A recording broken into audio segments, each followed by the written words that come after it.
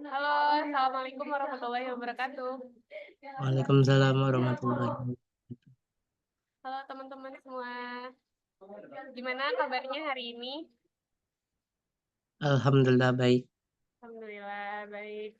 Oke, sebelumnya perkenalkan nama saya Ratna Wulandari. Di sini saya dari tim Sobat Pena sebagai moderator pada kegiatan Biseris hari ini yang akan menemani teman-teman sampai acara selesai. Sebelumnya boleh kita kenalan dulu ya teman-teman sembari menunggu narasumber kita. Oke, boleh dari Kak Rifki. Halo Kak Rifki. Halo, Halo, bentar iya. ya Kak. Ini backgroundnya belum ini. Iya, nggak apa-apa. Iya kakak, cara ngituin backgroundnya gimana ya kak? Oh, bisa di bagian eh, Zoom-nya ada background di bagian kamera video. Udah ada video. Di video. Bentar dulu Mm-mm. Kak. Pilih virtual background.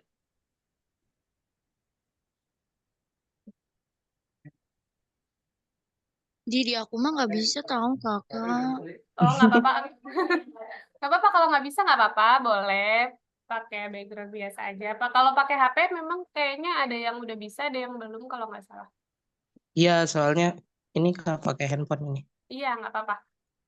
Boleh kalau misalnya yang pakai laptop boleh pakai background, yang pakai HP nggak apa-apa gitu aja. Oke, boleh dilanjut ya. Iya Kak. Iya, dari Kak Rifki. Halo Kak Rifki. Kak Rifki dari kampus mana? Dari UIN Sultan Maulana Hasanuddin Bantul. Oh iya, jurusan apa Kak? Jurusan Pendidikan Bahasa Arab Kak. Masya Allah. Boleh tahu semester berapa sekarang? Semester 1 baru masuk. Masih baru ya, masih maba. Iya. Iya, Masya Allah. Jadi, boleh tahu nggak nih alasannya ikut di series kenapa? Karena untuk menambah wawasan sih Kak. Soalnya jadi masih kurang dalam tahap bikin makalah dan yang lainnya gitu. Mm-mm. Ya, tapi udah mulai masuk pembelajaran atau belum sekarang? Udah Kak. Oh, udah ya. Oke, berarti Ya. berarti Kak Rifki memilih mengikuti webinar yang tepat banget. Soalnya kita memang di sini akan membahas beberapa cara-cara untuk menulis makalah, karya ilmiah gitu. Tentunya sama narasumber yang Masya Allahnya banyak pengalamannya. Oke, terima kasih Kak Rifki. Iya Kak. Boleh yang selanjutnya Kak Alia. Halo Kak Alia. Halo, Assalamualaikum kak. Aduh, malu saya. Waalaikumsalam. Halo, apa kabar Kak Alia? Baik kak, aku kayaknya on off cam aja nggak sih kak? Aku malu. Hahaha. Ih, nggak apa-apa, online aja, on cam. Jangan malu-malu, santai-santai. Kita di sini talk show, rame-rame, biasa aja, santai. Acaranya nggak baku-baku banget kok. Kita ngobrol biasa aja. Hmm, Oh ya, Kak Alia dari kampus mana? Dari UIN Banten kak. Dari Win Sama Banten. Rifki, Halo. samaan. Oh, sama satu jurusan juga. Iya, aku bahasa Arab juga. Hmm, boleh tahu alasannya ikut Biseris apa nih? Yang pertama pasti tujuan lebih tepatnya untuk menambah ilmu juga kak. Hmm, Terus setelahnya pengen istiqdat dari sekarang gitu kak, persiapan asik. Masya Allah, emang harus benar-benar dipersiapkan dari sekarang ya. Udah baru masuk, udah mau lulus aja nih. Mm-mm. Iya benar-benar. Memang harus dipersiapkan tentunya apalagi sebagai mahasiswa kita harus bisa membuat makalah, membuat karya ilmiah gitu ya. Karena Ya betul. itu makanan sehari-hari dari mahasiswa. Mm. Oke, makasih Kalia. Sama-sama kak. Oke, yang selanjutnya boleh dari Kak Karisma. Halo Karisma. Halo Kak, Halo, apa kabar Karisma? baik Kak. Alhamdulillah. Dari kampus mana? Kampus UIN. Wah, Min Win Banten. juga. Sama nih temennya ini juga, temennya Alia. Beda. Oh, Beda beda. jurusan.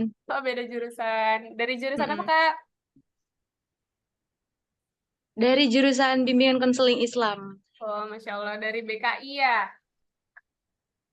Ya, Boleh tahu semester berapa sekarang?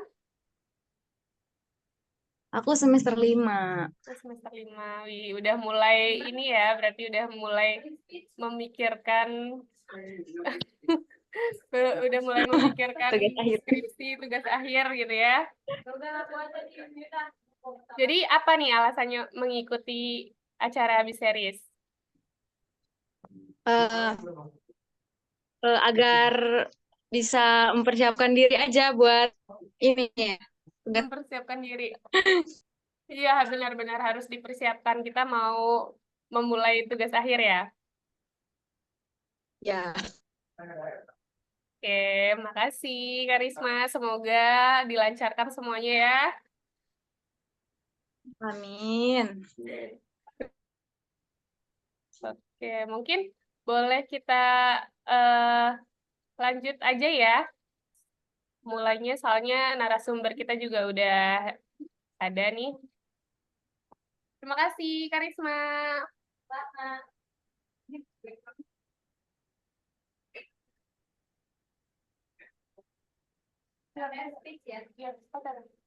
Oke. Oke, sebelum kita mulai, marilah kita bersama-sama mengucap lafaz basmalah. Bismillahirrahmanirrahim. Bismillahirrahmanirrahim. Selanjutnya dilanjut dengan opening speech dari CEO kita, CEO Sobat Pena, kepada Kak Haya, dipersilahkan.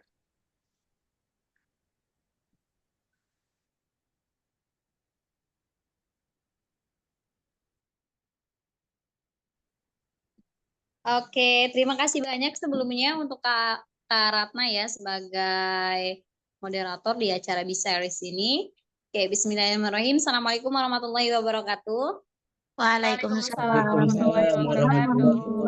Halo semuanya adik-adik yang saya banggakan ya, kalian keren banget karena sudah meluangkan waktu kalian yang sangat berharga ini ya.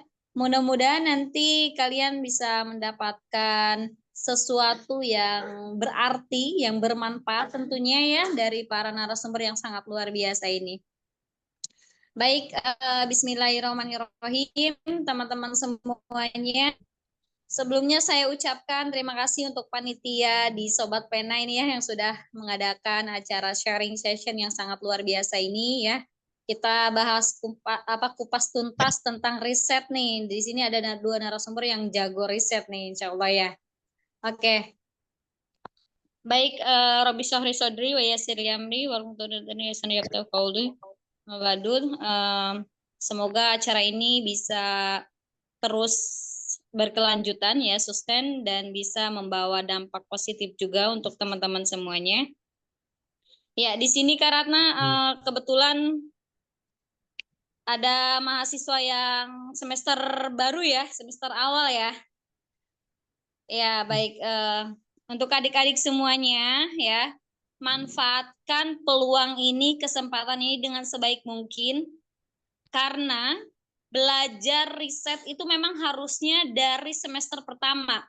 Bukan kalian belajar riset baru semester 7 karena itu terpaksa untuk menghadapi skripsi. Nah, belajar riset harusnya dari semester 1. Kenapa harus dari semester 1? Karena akan ada banyak tugas tentang makalah, pembuatan jurnal, ataupun karya tulis ilmiah lainnya. Dan satu hal yang perlu adik-adik ketahui bahwasanya banyak banget peluang perlombaan ya, ajang kompetisi di bidang karya tulis ilmiah. Dan di sini narasumbernya adalah orang-orang yang memang mereka berpotensi, mereka berprestasi, mereka juga pernah menjadi juara di bidang karya tulis ilmiah ya. Dan tentunya mereka juga menjadi lulusan terbaik juga di kampusnya masing-masing karena penyusunan skripsinya cepat ya. Terus ada novelty-nya atau skripsinya itu bisa terpublish di beberapa jurnal ternama misalnya kayak gitu ya. Dan tentunya adik-adik semuanya siapkan alat tulisnya karena sangat sayang banget nih kalau disia-siakan ya. Karena di sini teman-teman akan ada gambaran, oh ternyata karya tulis tuh kayak gini, riset tuh kayak gini gitu. Dan silakan teman-teman dikonsultasikan, ditanyakan kepada narasumber yang luar biasa di sini ya, kakak-kakak di Sobat Pena Indonesia.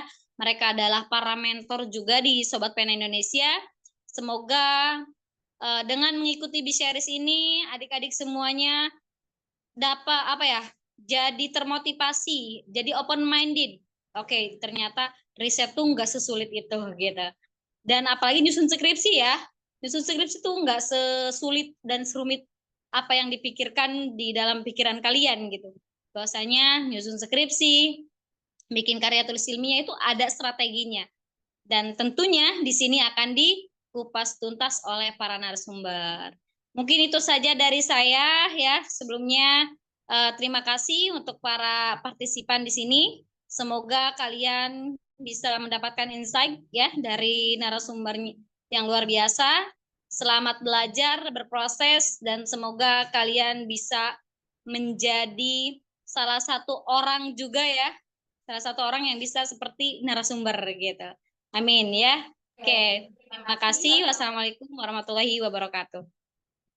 Waalaikumsalam warahmatullahi wabarakatuh. Warahmatullahi Ya, wabarakatuh. terima kasih Kak Haya atas opening speech-nya. Benar banget ya teman-teman. Jadi belajar riset itu harus mulai dari sedini mungkin, dari semester 1. Jadi kita tuh nggak kaget gitu untuk memulai untuk menulis makalah, karya ilmiah, jurnal, apalagi skripsi gitu. Nah, buat teman-teman juga di sini kita harus aktif ya, harus mempertanyakan, maksudnya teman-teman udah diberi kesempatan untuk mengikuti webinar ini, maka manfaatkanlah. Jadi boleh dipersiapkan alat tulisnya dan juga yang pastinya ada door prize nih dari CEO kita untuk peserta yang aktif. Jadi teman-teman boleh tanyakan apa aja kebingungan teman-teman tentang perkuliahan, tentang riset, tentang karya ilmiah. Gitu. Oke, karena narasumber kita udah hadir semuanya, boleh kita sapa-sapa dulu ya. Halo Kak Alma. Halo Kak Ratna, Assalamualaikum warahmatullahi wabarakatuh. Waalaikumsalam. Waalaikumsalam warahmatullahi wabarakatuh. Apa kabar Kak Alma? Alhamdulillah baik. Kak Ratna gimana kabarnya? Alhamdulillah baik. Wih, Ya, kayaknya udah prepare banget nih mau Ya, insya Allah. sharing-sharing sama teman-teman ya. Iya pasti tentunya. Oke, jadi kenalin teman-teman, di sini ada pemateri kita yaitu Kak Almaida Firdaus dari alumni UIN Sultan Maulana Hasanuddin Banten. Nah, dia juga ini mahasiswa berprestasi ya. Salah satunya prestasinya yaitu ada beasiswa riset di Swiss pada tahun 2023. Selain itu, beliau juga mendapatkan beasiswa S2 dari BRIN gitu. Oke. Yang selanjutnya ada Kak Roy. Halo Kak Roy.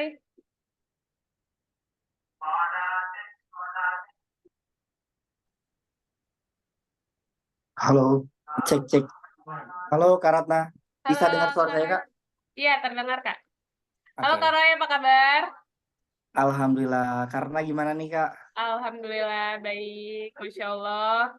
Ini juga teman-teman, ini merupakan narasumber kita, yaitu Kak Roy Hanudin. Beliau merupakan lulusan dari UIN Sunan Gunung Jati, Bandung. Nah, beliau juga merupakan mahasiswa berprestasi di kampusnya, yaitu beliau merupakan penerima beasiswa LPDP tahun 2024, dan juga pernah mengikuti Laskar Rempah Kemendikbudristek, dan juga penerima student mobility di Malaysia. Nah, teman-teman harus bisa nih memanfaatkan waktunya untuk menanya-nanya atau gimana sih tips and tricksnya biar menjadi mahasiswa berprestasi.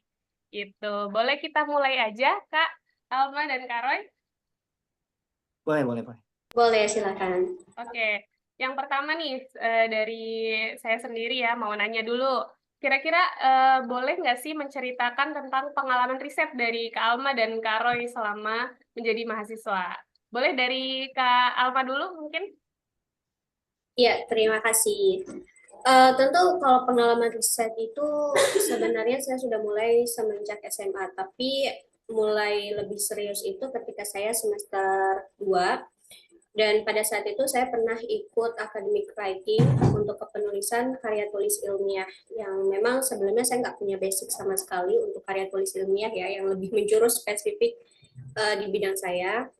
Kemudian dari situ saya mulai mempelajari lebih dalam, kemudian bacaan juga lebih kepada hal-hal yang sifatnya ilmiah, saintifik. Seperti dulu saya sempat suka banget sama novel karena khawatir terdistract oleh diksi yang sastra ataupun terlalu banyak majas gitu. Jadi saya stop karena saya ingin memperdalam soal karya tulis ilmiah tersebut, dan dari situ berlanjut sampai akhirnya kan di semester 5, 7 itu mulai aktif kolaborasi dengan para dosen, terutama pada saat masa pandemi itu ya, justru saya banyak terlibat dengan penelitian-penelitian dosen. Kemudian setelah pandemi usai di semester akhir, selain penyusunan skripsi, saya juga masih terlibat dalam beberapa lomba, dan alhamdulillah dari situ justru semakin termotivasi, dan sampai sekarang masih bergelut di bidang penelitian, terutama setelah saya magang juga di suatu badan instansi pemerintahan di Badan Riset dan Inovasi Nasional. Kalau dulu mungkin namanya LIPI ya, Lembaga Ilmu Pengetahuan Indonesia, tapi sekarang sudah di merger, dilebur semua bidang penelitian, instansi penelitian maksudnya, menjadi Badan Riset dan Inovasi Nasional. Dan insya Allah masih terus belajar sih karena sampai sekarang untuk menjadi peneliti insya Allah, dan setidaknya masih terus berkarir di bidang yang saya inginkan. Oke, terima kasih Kak Alma. Keren juga ya. Jadi nggak udah dari SMA nih tertarik dari bidang riset. Keren. Oke, yang selanjutnya boleh Kak Roy menceritakan nih pengalaman risetnya. Boleh, silakan Kak Roy. Oke, baik. Sejujurnya, sebelumnya selamat siang teman-teman.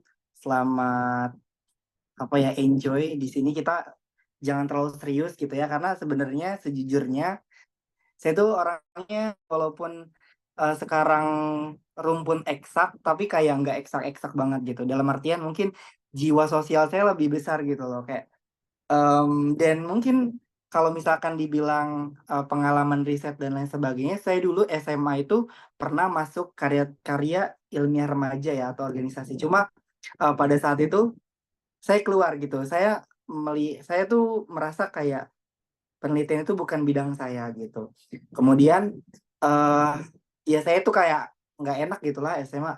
Ya udah ngapain sih, kayak main-main aja. Cuma setelah saya masuk dunia perkuliahan gitu, saya punya satu role model kakak tingkat saya yang memang oke, let's say di universitas itu banyak sekali ini ya, kayak misalkan jenis-jenis prestasi gitu. Nah, tapi yang paling banget dihargai di universitas itu adalah prestasi akademik gitu. Nah, mau nggak mau saya itu ya udah gitu, mau nggak mau saya coba mempelajari lomba-lomba akademik seperti lomba karya tulis ilmiah gitu. Karena percuma kalau misalkan saya berprestasi misalkan di bidang apa ya, yang memang itu tuh mungkin memang ada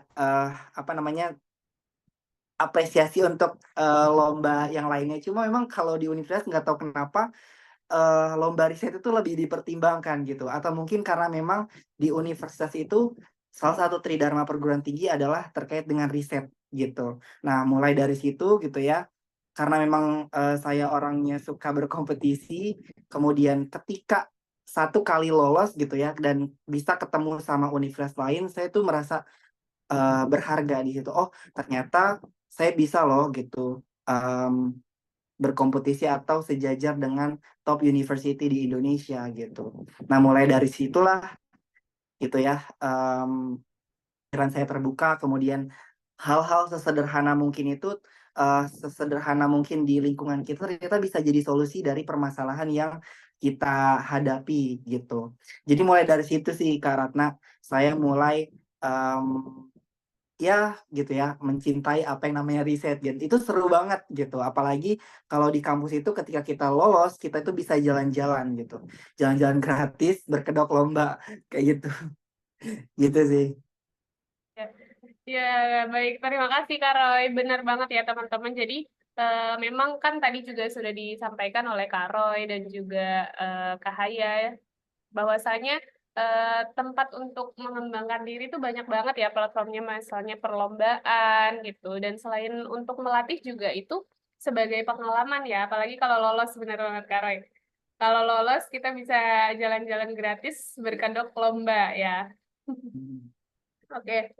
Mungkin yang selanjutnya pertanyaannya nih Kak, kalau untuk kan tadi kita mau ngobrolin soal riset ya, gimana sih caranya kita memulai untuk memulai riset itu harus apa dulu? Gitu. Boleh dari Kak Roy dulu mungkin? Oke.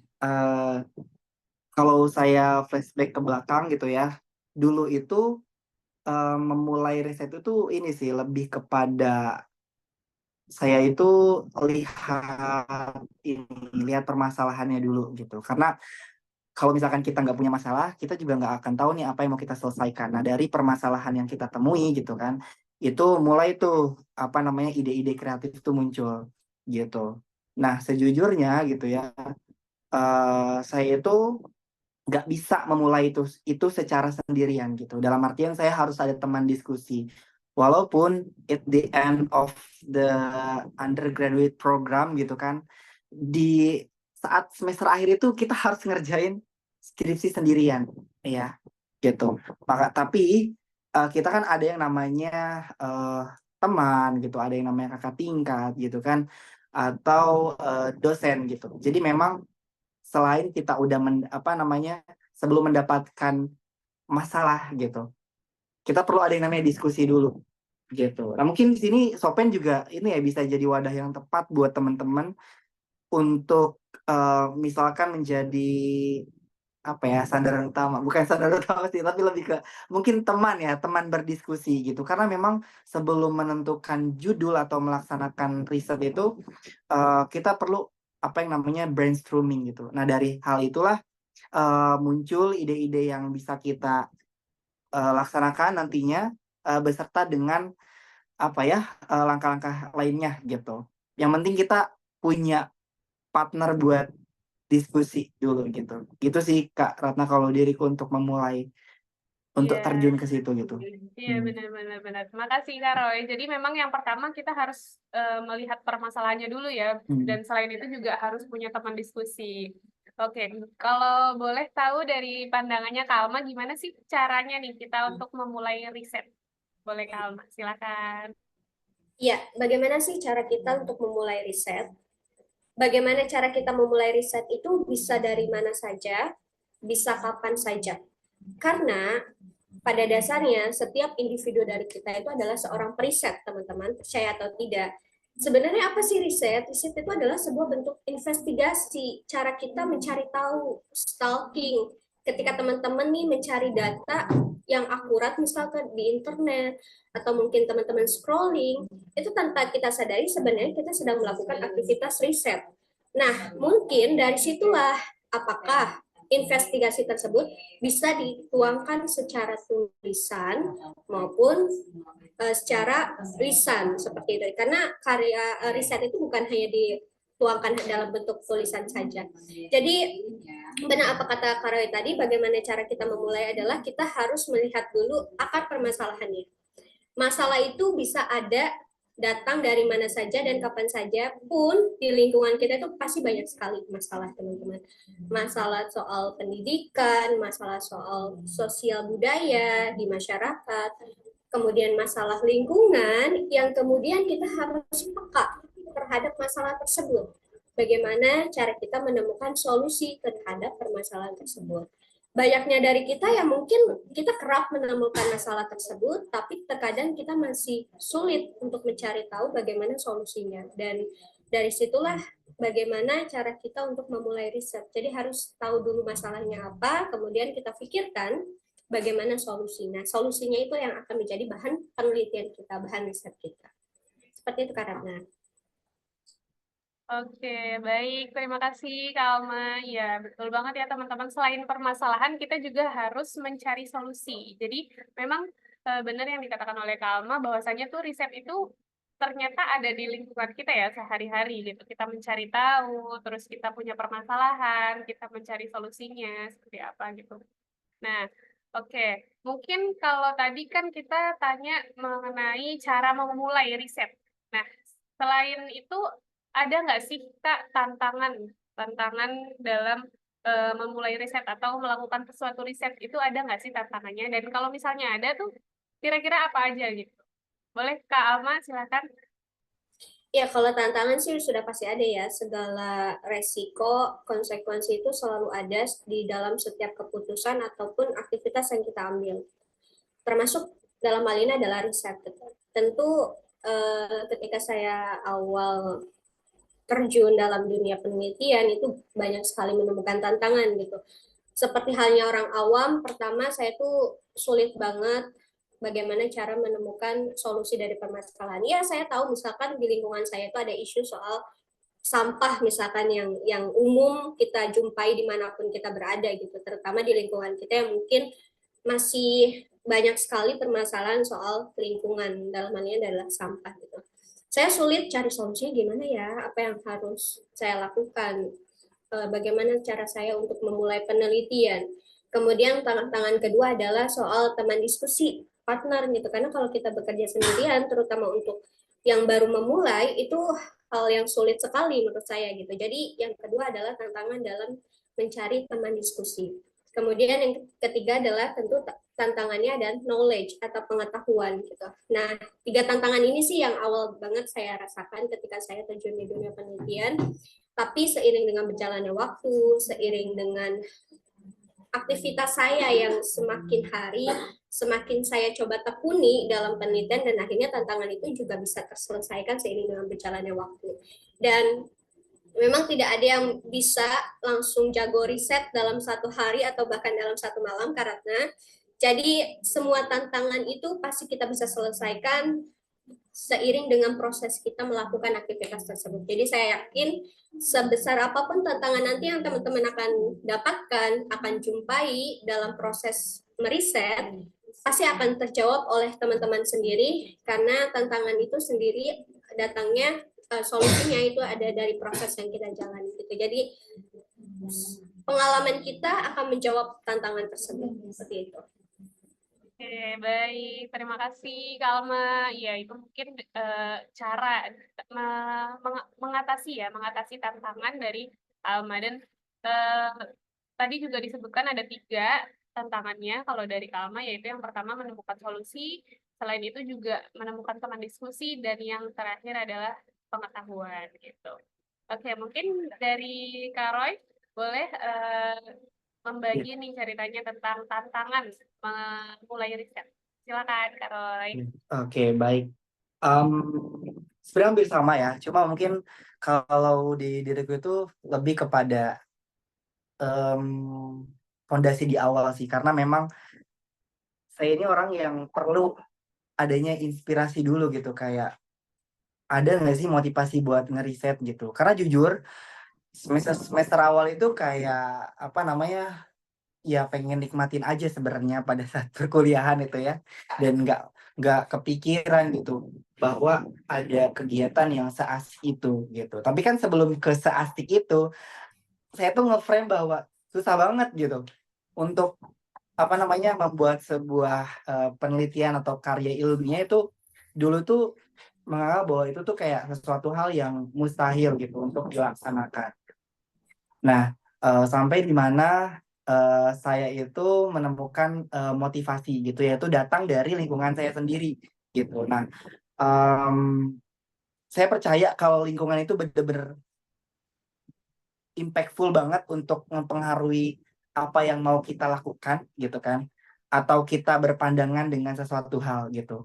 Maka dari itu ya di awal saya menemukan tantangan untuk mencari inspirasi untuk melakukan riset, dan sekarang saya sudah mendapatkannya, bahkan ya itu yang menghantarkan saya gitu ya, langkah-langkah sederhana untuk mendapatkan hal-hal besar di masa depan. Kayak contoh misalkan untuk mendapatkan beasiswa LPDP itu ditanya ternyata teman-teman pengalaman risetnya gitu.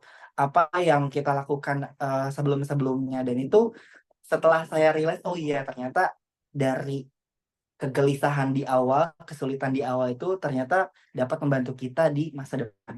Itu sih lebih kayak motivasi aja gitu, karena memang dulu tuh bener-bener nggak kepikiran gitu, Kak Ratna. Oke, baik. Terima kasih, Kak Roy. Berarti memang harus ada motivasi di awal ya. Kalau misalnya kita udah punya motivasi nih untuk melakukan riset, pasti bakal selesai ya, kayak. Betul betul. Tapi kalau memang udah ya susah lah kalau misalnya nggak ada motivasi gitu ya, agak berat gitu. Oke, mungkin nih Kak, karena tadi Ratna udah menyampaikan, udah kenalan juga sama beberapa teman-teman yang ada di sini, ternyata ada yang masih maba nih, masih baru-baru masuk kuliah gitu. Karena kalau misalnya maba itu kan biasanya kita awal-awal tuh tugasnya makalah gitu ya, makalah terus membuat esai gitu. Ada nggak sih tips atau trik gitu buat teman-teman yang masih maba ini untuk membuat sebuah makalah atau esai? Boleh dari Kak Roy, silakan. Oke, baik. Sebenarnya ini ya, saya pengen apresiasi dulu sama teman-teman maba di sini, karena ya selangkah lebih maju lah ya kita bisa katakan seperti itu dibandingkan teman-teman yang lain. Dalam artian teman-teman sudah merelakan beberapa waktunya ke depan untuk menyimak gitu kan. Karena jujur dulu itu untuk mendapatkan hal seperti ini sangat susah. Apalagi saya kan maba tahun 2017, dan itu seminar itu masih offline, belum ada yang kayak gini gitu. Jadi kalau misalkan kita mau ikut seminar ataupun workshop, kita harus datang dan perlu menghabiskan waktu yang lama sama materi yang juga tidak cukup besar gitu ya. Nah, di sini teman-teman mengambil langkah yang tepat menurutku gitu. Nah, mulai dari sini pun udah tepat gitu ya. Tinggal gimana caranya after this session mungkin teman-teman bisa lakukan hal-hal yang dikasih sama kita di sini, tentunya di Sobat Pena gitu. Nah, terkait dengan penugasan gitu ya. Sekarang itu banyak banget tools-tools yang sangat memudahkan. Ya, kita tahu gitu ya, AI, for instance kayak ChatGPT gitu. Saya beberapa hari lalu, kalau nggak salah berapa ya, 8 hari lalu atau seminggu yang lalu itu saya menggunakan ChatGPT, dan saya kaget, wah ternyata sesimpel itu gitu. Ketika kita ngetik misalkan deskripsi tentang ini, kemudian bikin makalah tentang sekresi misalkan, langsung tuh muncul gitu kan. Sebenarnya teman-teman itu benar-benar menjadi hal yang sangat mudah gitu, dan itu bisa dijadikan kekuatan juga buat kita. Cuma lagi-lagi gitu ya, karena menjadi mahasiswa adalah sebuah privilege yang nggak semua orang lain dapatkan. Of course, teman-teman harus memanfaatkannya itu dengan baik gitu. Jadi ketika dapat penugasan dari dosen itu jangan sekedar selesai, tapi esensi atau pengetahuannya kita dapat atau enggak gitu teman-teman. Jadi kalau menurutku sebagai orang yang dikasih kesempatan gitu ya menjadi seorang mahasiswa di S1, ketika misalkan sudah tahu nih teknologi ini, nah kita juga jangan tergerus dengan hal itu. Kita coba untuk baca lagi misalkan dari ChatGPT seperti ini, tapi kita juga harus sinkronisasikan dengan referensi yang bisa kita dapatkan dari source lain kayak misalkan jurnal gitu. Sebenarnya bedanya itu antara ChatGPT atau AI dengan kita cari jurnal atau sumber lain itu adalah sebenarnya lebih di effortnya aja sih. Tapi kan semuanya itu kita tinggal ketik aja di Google, dan itu semuanya bisa muncul gitu teman-teman. Jadi sebenarnya bedanya di itu aja gitu. Nah, bedanya kalau misalkan teman-teman cari di Google, ketik jurnal ataupun referensi lain, teman-teman itu ada prosesnya gitu. Ada pencariannya, ada proses baca gitu. Nah, jadi di situ sih lebih kepada menanamkan pondasi itu. Jadi jangan cuma sekedar selesai gitu, tapi kita bisa mendapatkan apa yang mau kita cari dan itu bisa berguna nantinya. Teman-teman mau kan, misalkan habis selesai kuliah S1, teman-teman bisa mengimplementasikannya di masyarakat and also di pekerjaan gitu.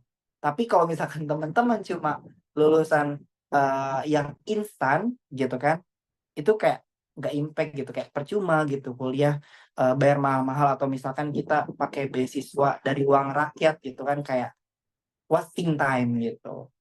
Gitu sih paling Kak.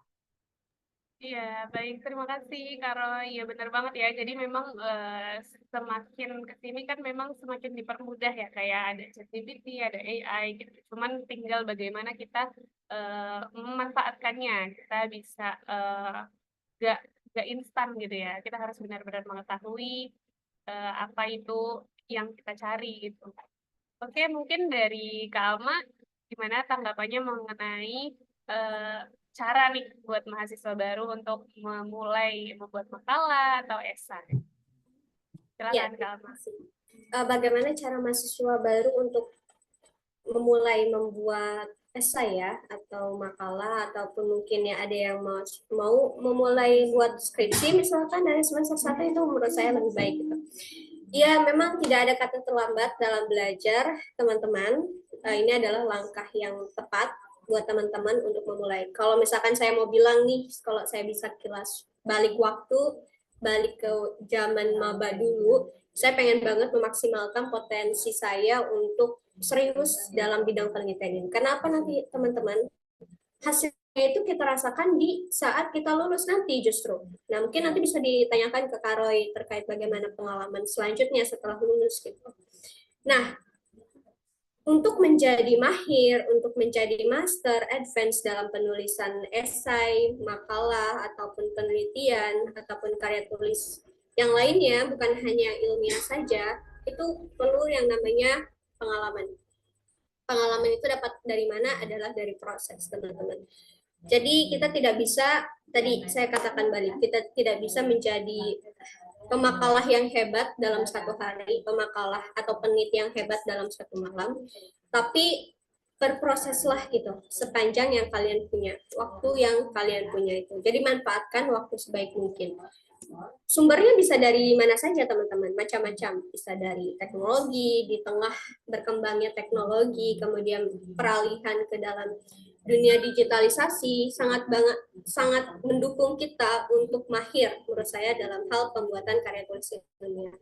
Salah satunya pemanfaatan teknologi melalui artificial technology, bukan hanya tools ChatGPT yang mungkin bisa kalian gunakan, tapi banyak tools lain yang bisa kalian explore. Dan dari situ kalian bisa coba banyak hal untuk menjadi advance dalam penulisan karya ilmiah. Tapi saya mengingatkan bahwa human is more than technology, is more effective than the technology. Jadi kita adalah human yang tidak boleh dimanfaatkan oleh teknologi. Tetap akalnya adalah kita sendiri. Jangan sampai kita bergantung pada yang namanya teknologi. Jangan bergantung juga semua adalah AI. Semua hasil karya tulis ilmiah kita adalah dari hasil ChatGPT, meskipun ya secara instan kita dapatkan, tapi yang mau digarisbawahi di sini adalah prosesnya. Bagaimana kalian bisa juga memahami apa yang kalian lakukan dalam penelitian itu.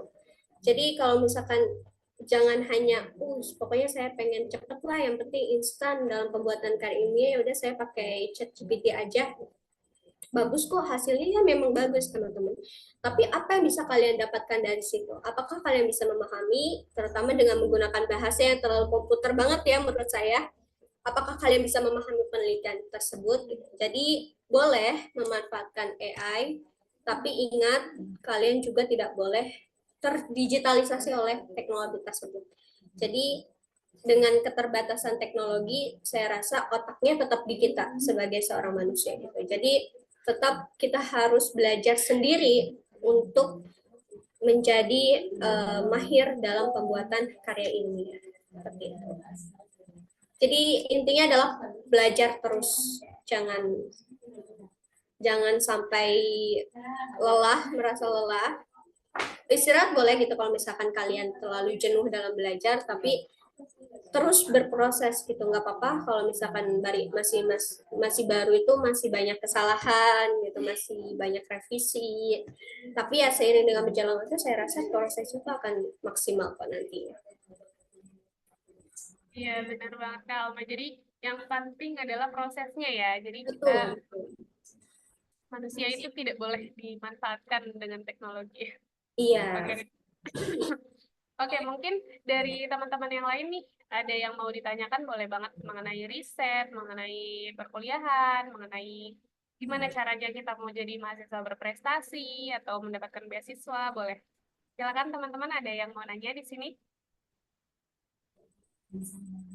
Boleh on mic atau raise hand. Ya boleh teman-teman, silakan tanyakan saja. Oke, ini ada Kak Akmal Fauzan. Boleh silakan Kak Akmal, langsung aja boleh menanyakan. Baik, sebelumnya terima kasih karena telah mengizinkan saya untuk bertanya di sini. Perkenalkan, nama saya Akmal Fauzan. Di sini saya ingin bertanya, misalkan kita membuat suatu karya tulis ilmiah sudah di tengah jalan, tetapi pas di tengah jalan itu ngerasa stuck, bahan-bahan materi selanjutnya itu bingung, udah nyari referensi kemana-mana, udah search kemana-mana, nyari daftar pustaka kemana-mana, tetapi ngerasa stuck, nggak nemu bahan-bahannya. Itu gimana solusinya? Terima kasih. Oke, baik. Terima kasih Kak Akmal atas pertanyaannya. Ya, boleh mungkin dari Kak Alma dulu yang mau jawab, silakan. Kalau Iya. stuck nih, kalau stuck di tengah jalan katanya. Kalau misalnya kita lagi melakukan suatu karya tulis ya, mengerjakan karya tulis itu tiba-tiba stuck nih. Solusinya gimana, Kak? Ya, halo Kak Akmal, terima kasih atas pertanyaannya. Saya coba jawab berdasarkan pengalaman saja ya. Tentu saya sering banget tuh ngerasa, aduh bingung apa ya harus saya tuliskan. Apalagi ya yang perlu dibahas di penelitian. Itu sering banget tuh ngerasa seperti itu meskipun sudah banyak pengalaman, ataupun saya yakin ya para peneliti juga merasakan hal yang sama meskipun sudah bertahun-tahun meriset, sudah bertahun-tahun terjun dalam dunia penelitian. Satu hal yang saya lakukan adalah saya berdiskusi dengan banyak orang.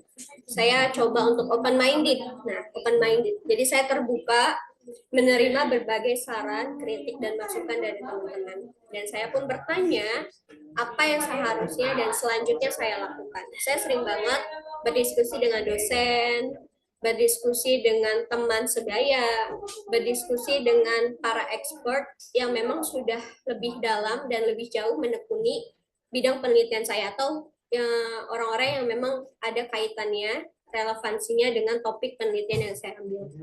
Jadi saya berdiskusi dengan mereka, Pak, sebaiknya makalah saya ini seperti apa ya? Sebaiknya apa saja yang perlu saya bahas dalam penelitian? Apa metode yang tepat saya gunakan dalam penelitian? Bukan hanya ketika saya stuck saja sih sebenarnya, bahkan ketika saya mau memulai riset pun saya selalu bertanya kepada banyak orang supaya saya terbuka wawasannya. Semakin banyak saran yang masuk, akan semakin banyak pertimbangan yang bisa kita lakukan, dan dari hal itulah rasanya bisa memperkaya wawasan kita untuk menulis karya tulis atau penelitian tersebut. Coba nanti Kak Akmal bisa tuh diskusi dengan dosen.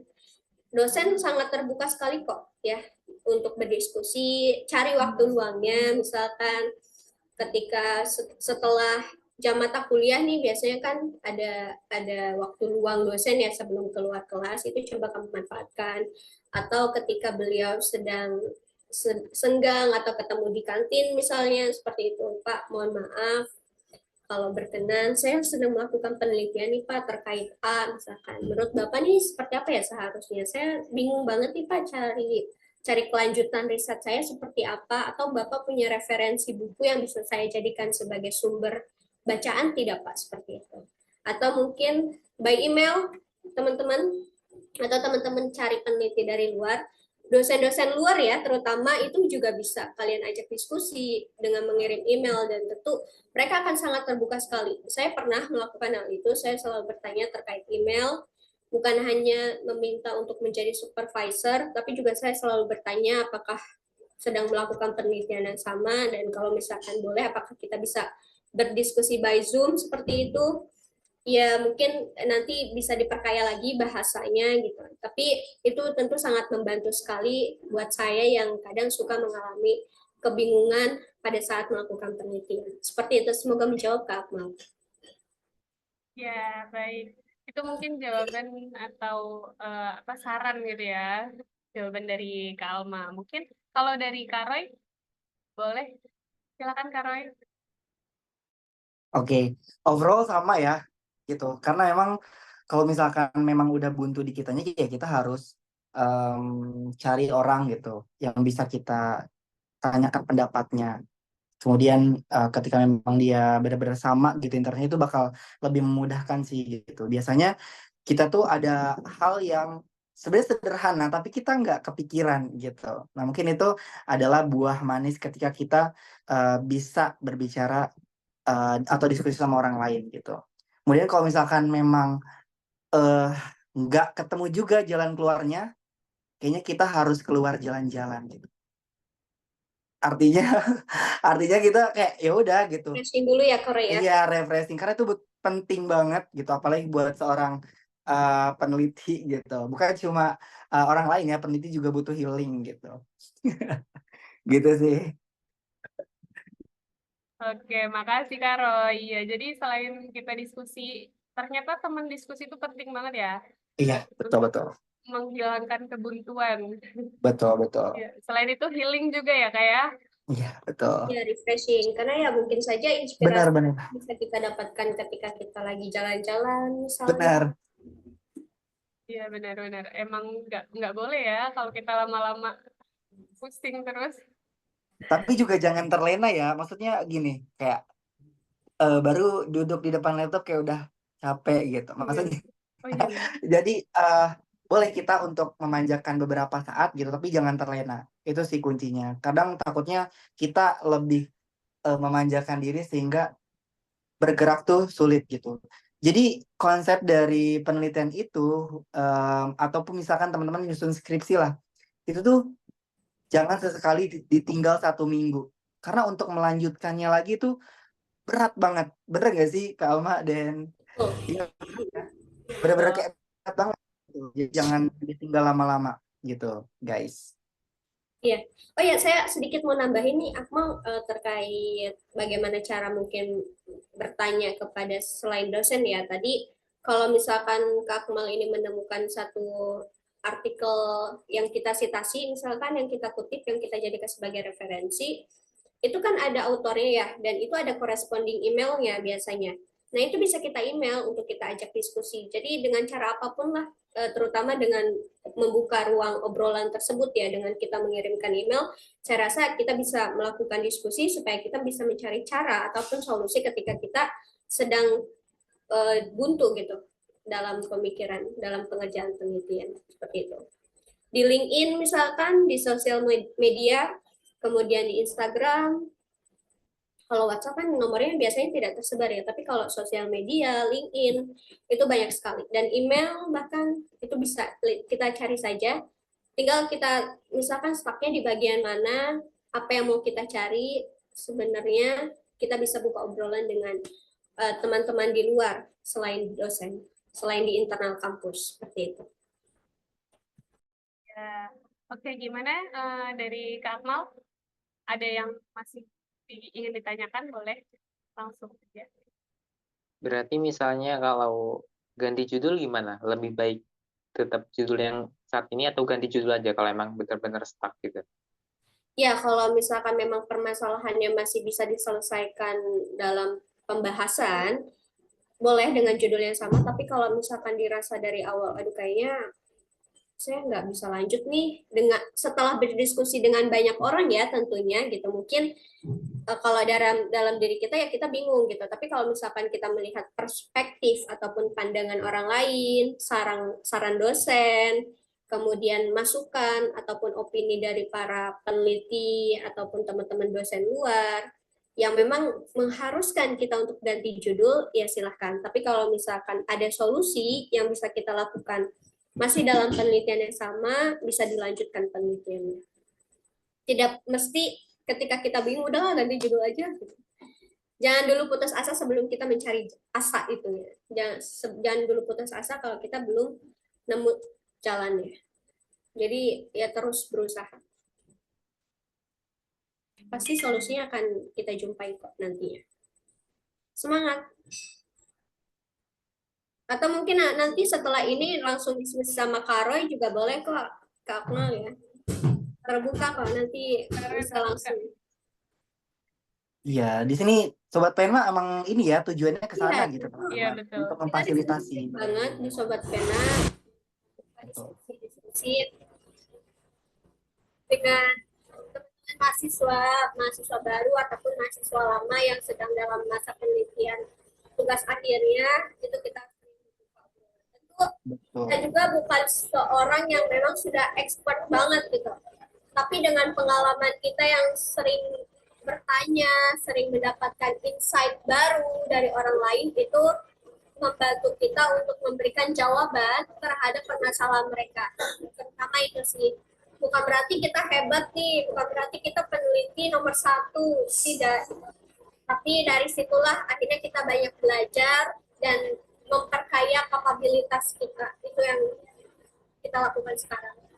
Iya betul. Bahkan kita juga ini ya belajar sama mereka gitu dari anak-anak bimbingan kita gitu. Jadi kita kayak learn each other itu bisa benar-benar kayak didapetin gitu. Sometimes saya juga belajar dari menti-menti saya gitu teman-teman. Dan disitulah gitu memang apa ya fungsinya diskusi gitu. Iya, benar-benar. Jadi memang Sobat Pena di sini memfasilitasi ya. Boleh teman-teman juga sekalian nih follow IG-nya Sobat Pena supaya tahu nih kira-kira ada event-event apa aja di Sobat Pena dan bisa juga berdiskusi langsung gitu. Ya, tentunya ada Kak Roy, mentor, dan Kak Alma juga di mentor yang udah dijamin keren. Oke, mungkin dari Kak Akmal ada lagi yang mau ditanyain? Sudah cukup, Kak. Terima kasih banyak kepada Kak Roy dan Kak Alma. Oke, baik. Terima kasih, Kak Akmal. Semoga bermanfaat ya. Oke, selain itu dari teman-teman yang lain ada yang mau nanya lagi, boleh? Silakan. Mungkin yang tadi yang masih semester awal, siapa ya tadi? Kak Rifki, halo Kak Rifki. Ya, halo Kak. Ya, mungkin ada pertanyaan dari Kak Rifki, boleh silakan. Iya Kak, terima kasih untuk ini ya, memberi kesempatan untuk bertanya ya. Eh, izin bertanya, bagaimana cara untuk membuat makalah sedangkan saya sendiri sebagai lulusan pondokan tidak mempunyai dasarnya gitu Kak. Nah, terus dan bagaimana caranya untuk mengejar ketertinggalan itu, kayak gitu Kak. Oke, Mungkin baik. Boleh? ya mungkin itu saja. Kurang lebihnya mohon maaf. Baik, terima kasih Kak Rifki atas pertanyaannya. Mungkin dari Kak Roy. Kak Roy boleh bantu menjawab dari pertanyaan Kak Rifki. Katanya gimana sih cara untuk membuat makalah? Sedangkan Kak Rifki ini lulusan pondok yang masih mungkin kurang dalam penulisan makalahnya gitu. Dan bagaimana cara mengejar ketertinggalan itu? Silakan Kak Roy. Oke, baik. To be honest gitu ya. Pertama kali saya masuk ke UIN itu banyak banget teman-teman yang dari pondok gitu. Dan apa namanya sebenarnya kita sebenarnya nggak boleh mengkucilkan kita sendiri gitu ya. Karena memang setelah kita terjun ke dunia universitas itu kayak nggak ada excuse lagi untuk apa namanya ya kayak mempredikat bahwa kita tuh lulusan pondok dan kita nggak bisa gitu. Nah, dengan kamu ikut webinar ini sebenarnya kamu juga udah mulai aware kan dengan hal itu. Iya betul. Nah, melalui apa namanya diskusi, kalau misalkan memang belum ada apa namanya nggak tahu kita nyari apa namanya sumbernya di mana, itu nggak apa-apa bertanya aja gitu sama orang yang tepat. Misalkan sama kakak tingkat ataupun sama teman-teman Sobat Pena juga boleh gitu. Dan banyak sekali apa ya, kayak website atau pencarian yang memang itu sifatnya tutorial. Di YouTube itu banyak banget. Jadi silahkan kamu misalkan mau ngerjain makalah tentang apa misalkan, itu bisa, atau banyak banget di YouTube gitu yang sifatnya tutorial. Jadi kamu itu tinggal mengikuti langkah-langkahnya aja gitu. Karena gitu ya teman-teman, yang perlu Kang Rifki ketahui bahwa sebenarnya bukan cuma anak pondok doang kok, tapi anak SMA biasa pun kadang itu juga banyak yang kebingungan gitu. Jadi ya sama aja gitu. Gimana caranya mereka untuk menyelesaikan masalah yang dia hadapin gitu. Jadi solusi dariku, coba cari di YouTube ataupun di Google dengan keyword tutorial. Misalkan mencari apa, atau misalkan menggunakan aplikasi apa gitu ya. Saya kalau nggak salah tuh ada sebuah aplikasi yang benar-benar useful, itu banyak banget referensi yang bisa kita ketik, kemudian bisa juga kita sesuaikan dengan tahun terbitannya gitu. Cuma saya lupa namanya, nanti mungkin tak apa ya, mungkin dari admin atau siapa yang bisa mengirimkan, nanti tak kirimkan gitu ke Kang Rifki. Ya, Itu boleh nanti bagus dikirim banget. ke admin. Iya, itu sih kalau dari diriku. Dari Kak Alma mungkin. Iya, mungkin. Terima kasih, Kak Roy. Mungkin dari Kak Alma. Kak Alma boleh bantu jawab pertanyaan dari Kak Rifki? Ya, boleh. Halo, Kak Rifki. Terima kasih pertanyaannya. Pertama, aku mau bilang seperti ini. Meskipun lulusan pondok, jangan jadikan hal itu sebagai hambatan untuk kita berhenti mengeksplorasi diri soal kemampuan yang kita miliki. Tidak ada kata terlambat dalam belajar, masih banyak waktu untuk memperdalam ketertinggalan tersebut. Tadi seperti yang Kak Roy sampaikan, kita bisa mulai dengan mempelajari tutorial. Misalkan ya kalau di pondok kan sangat terbatas ya untuk kita menggunakan komputer seperti itu, karena memang lebih dominan untuk materi keagamaan. Nah, sederhana saja, tidak terlalu memperdalam banget, misalkan kayak Microsoft Word, itu coba kita cari tahu toolsnya ada apa saja, toolbarnya, di setiap toolbarnya itu fungsinya untuk apa, dan itu sudah banyak sekali untuk mempelajari. Bahkan di internet juga kita bisa searching langsung seperti itu, bagaimana cara kita editing, bagaimana cara kita untuk copy, ataupun misalkan sunting yang lainnya seperti itu ya. Nah, untuk kalau secara konten, bagaimana cara kita membuat makalah itu sudah tersedia banyak sekali. Dan tadi tutorialnya dari pertama misalkan bab 1 pendahuluannya apa, biasa latar belakang, cara-cara penyusunan latar belakang. Dan sebenarnya di Sobat Pen itu sudah ada tersedia gitu, dan bahkan ada satu buku, ini tidak terlihat. Nah, ini khusus skripsi, tapi sebenarnya ini bisa digunakan untuk makalah. Karena pada dasarnya semua karya tulis itu sama, terdiri dari bab 1 pendahuluan, bab 2 itu landasan teori, bab 3 metodologi, bab 4 hasil dan pembahasan, dan bab 5 itu adalah kesimpulan dan penutup. Nah, mungkin nanti Rifki suatu saat ingin bergabung dengan Sobat Pena, boleh sekali kami terbuka lebar, dan di situ insya Allah kita akan mencoba untuk memberikan banyak pengalaman gitu, dari pengalaman-pengalaman yang selama ini kami gunakan dalam kelas Sobat Pena gitu. Ada namanya kelas intensif, dan itu bisa bimbingan, bukan hanya bimbingan skripsi ya. Memang untuk sekarang ini lebih banyaknya mahasiswa kami itu adalah mahasiswa tugas akhir gitu, tapi bukan berarti Rifki tidak bisa bergabung. Nanti Rifki bisa bergabung, karena mungkin saja Rifki mau mulai penelitian untuk tugas akhir dari semester 2 gitu misalnya gitu kan, supaya pengen cepat lulus. Dan itu yang nanti jadi nilai, wah lulusan pondok tapi lulusannya jadi yang pertama dan cum laude. Insya Allah ya. Bismillah. Amin. Amin. Iya. Oke. Ya, Jadi, mungkin silakan, ya, jadi Kak. ya jangan patah semangat meskipun lulusan pondok. Saya rasa ya yang lulusan mungkin SMA gitu ataupun lulusan madrasah itu juga mungkin ya punya hal yang sama gitu, punya keterbatasan yang sama gitu. Dan gimana caranya kita bukan mengurangi keterbatasan tersebut, atau bahkan kita menambah kelebihan supaya keterbatasan itu bisa kita maksimalkan gitu, menjadi kelebihan seperti itu. Iya, baik. Aku Terima menjawab. kasih. Terima kasih, Kalma. Gimana mungkin Kak Rifki atas jawabannya dari Kalma dan Kak Roy? Mungkin cukup Kak.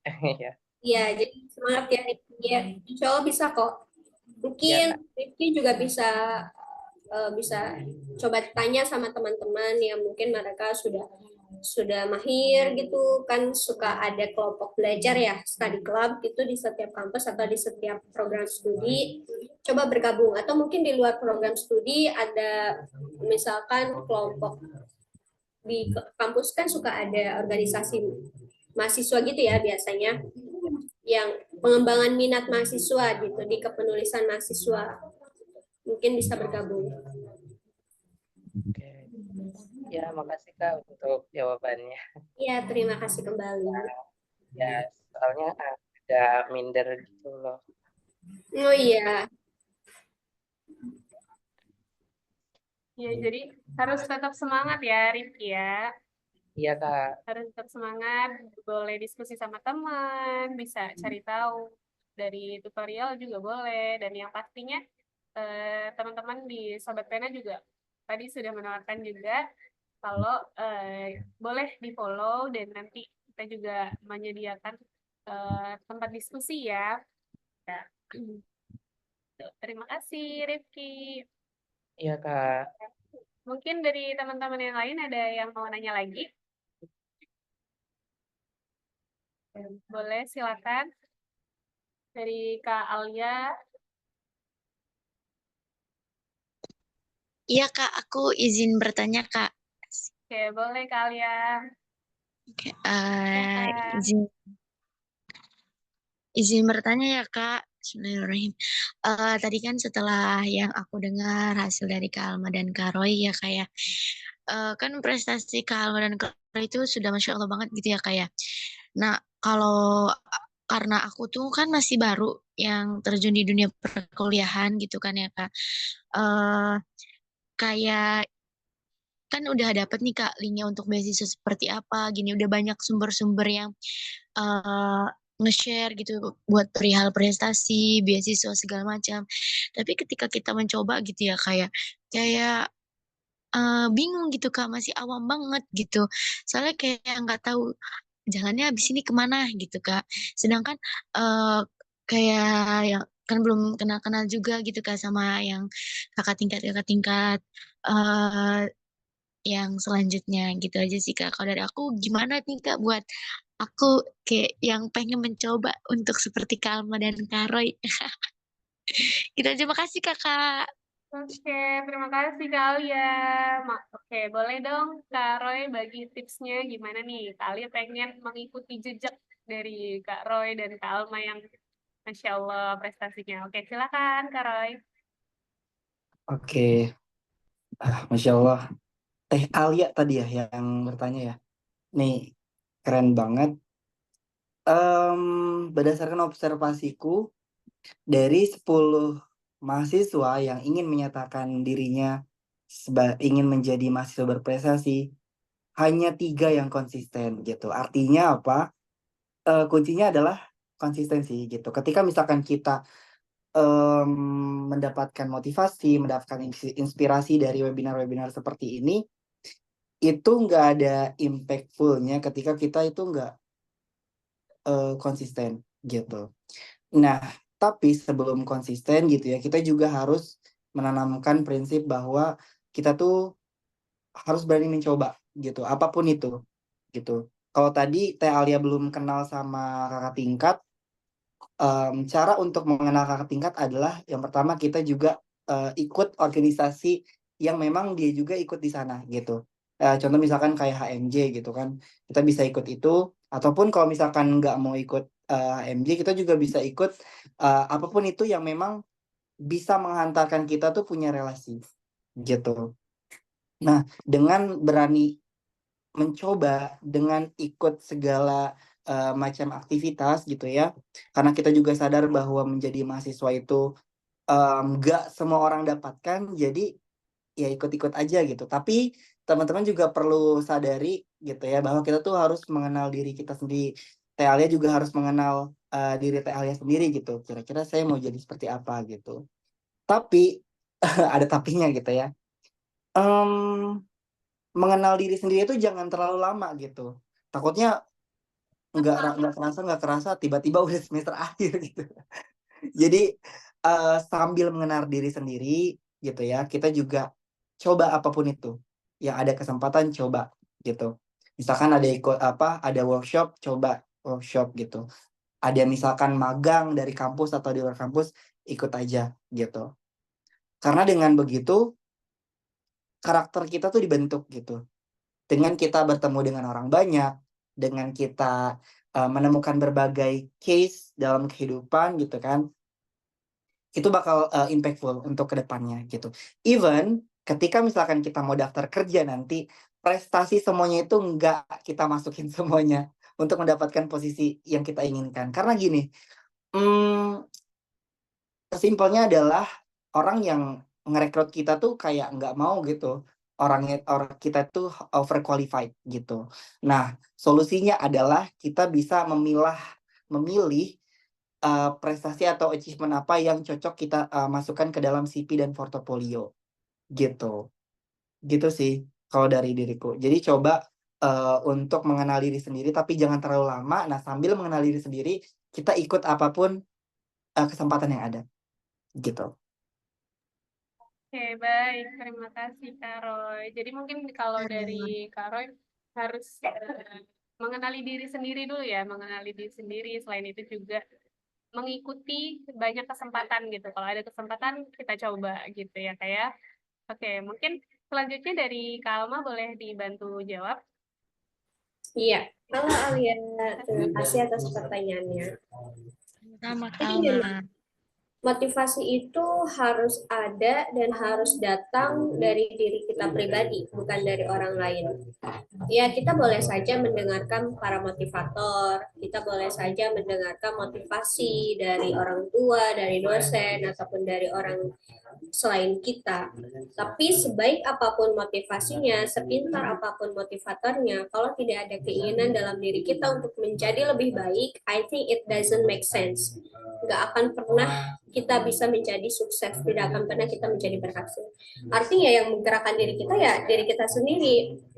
Kita nih malas, maka ketika kita mau berusaha, ya kita harus menggerakkan diri kita. Mengetahui goals apa yang akan kamu capai. Mengetahui apa tujuan yang ingin kamu capai. Nah, berbeda banget nih, terutama memang ketika SMA dan ketika perkuliahan. Dan masa transisi tersebut, saya rasakan juga kaget gitu ya, waktu saya semester 1, nggak tahu apa-apa, tiba-tiba masuk kuliah, iklim pembelajarannya itu beda banget ya. Dulu waktu kita SMA itu, apa-apa serba diadakan di sekolah.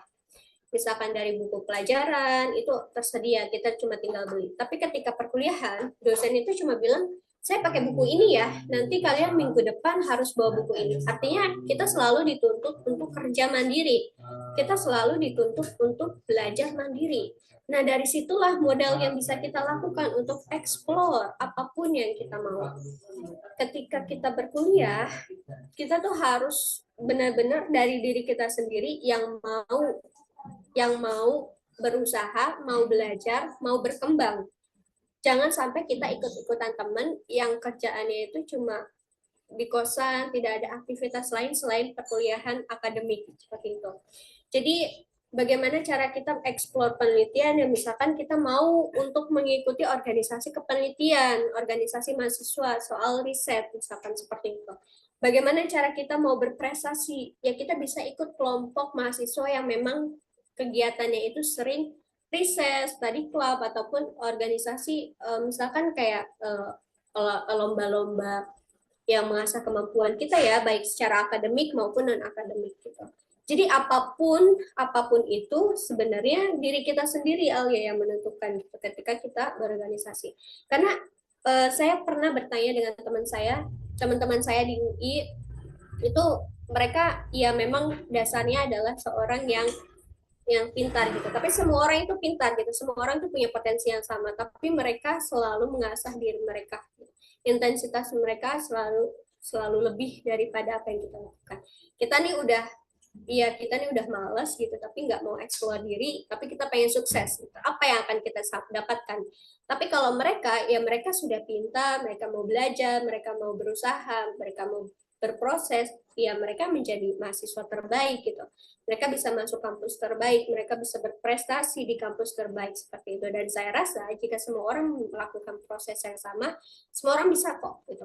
Dimanapun kita, dari manapun kita, apapun, siapapun kita, ketika kita melakukan proses yang sama untuk mengeksplor diri soal kemampuan yang kita miliki, kita bisa mendapatkan dan kita bisa berprestasi. Tidak harus menjadi orang lain, tidak harus menjadi saya, tidak harus menjadi Karoy, tidak harus menjadi Ratna, tapi menjadi Alia yang memang bisa sukses dengan cara Alia sendiri, sukses dengan definisi sukses Alia sendiri, bisa menjadi sukses sesuai dengan kesuksesan yang Alia inginkan gitu.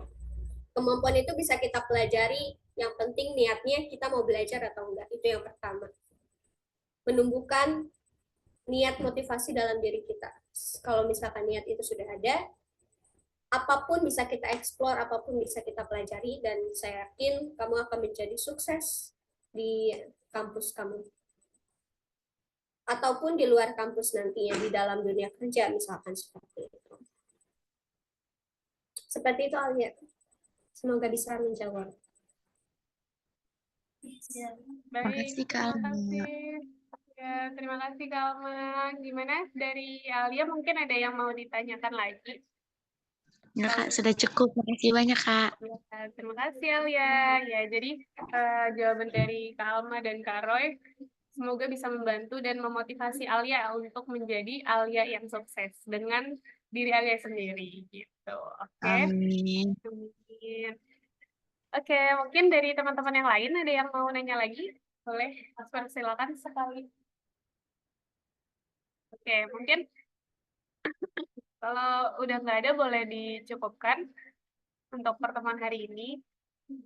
Terima kasih banyak buat teman-teman yang sudah menyempatkan waktunya untuk mengikuti acara Biseris hari ini. Dan terima kasih juga kepada kakak narasumber, Kak Alma dan Kak Roy yang sudah membagikan sharing pengalaman dan sharing ilmu buat teman-teman semua. Semoga apa yang sudah disampaikan bisa bermanfaat buat teman-teman di sini dan juga berpahala ya buat Kak Roy dan Kak Alma. Ya, dan teman-teman semua yang ada di sini boleh untuk memfollow IG Sobat Pena untuk lebih tahu nih Sobat Pena tuh apa dan mungkin untuk mengetahui event-event apa aja yang ada di Sobat Pena gitu karena memang Sobat Pena ini platform yang pas banget ya untuk mahasiswa yang mau berprestasi, mau memulai riset atau membuat karya ilmiah gitu. Mungkin kita cukupkan untuk pertemuan hari ini. Terima kasih teman-teman semua.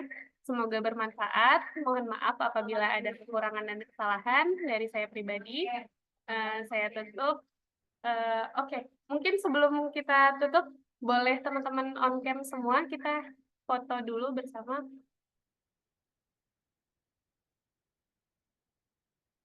Oke, Kak Alia, Kak Risa, Risma, oke,